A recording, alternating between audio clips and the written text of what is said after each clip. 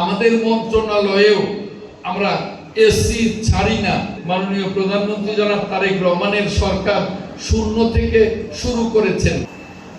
আগের যে আওয়ামী লীগের সরকার, তারা দুর্নীতি করে আমাদের সরকারের রাষ্ট্রের অর্থনীতির বেহাল দশা তৈরি করে গেছেন।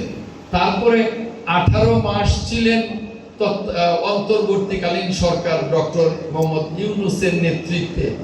তিনি চেষ্টা করেছেন, কিন্তু এমন দেউলিয়া করে গেছেন দেশের অর্থনীতিকে, রাষ্ট্রের অর্থনীতিকে, যে ওই 18 বছরে তেমন কিছুই আমাদেরকে দিয়ে যেতে পারেন নাই। আমাদের মাননীয় প্রধানমন্ত্রী জনাব তারেক রহমানের সরকার শূন্য থেকে শুরু করেছেন। তিনি শুরু করেই কৃচ্ছ্রতা সাধন করছেন। ইলেকট্রিসিটিতে, সমস্ত কিছুতে আমরা আমাদের মন্ত্রণালয়েও আমরা এসি ছাড়ি না, ফ্যান ছাড়ি।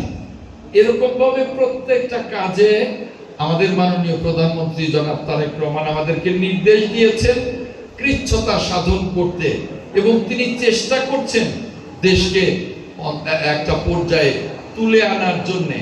ইনশাল্লাহ আমরা বিশ্বাস করি যে আমাদের মাননীয় প্রধানমন্ত্রী যে সর্বোচ্চ দেশপ্রেম নিয়ে আমাদেরকে নিয়ে দেশটাকে একটা স্বনির্ভর অর্থনীতির দেশে পরিণত করবার চেষ্টা করছেন, ইনশাল্লাহ আপনাদের সকলের সহযোগিতায়, বাংলাদেশের সকল কর্মকর্তা, সকল জনগণের সহযোগিতায় ইনশাল্লাহ আমরা সফল হব।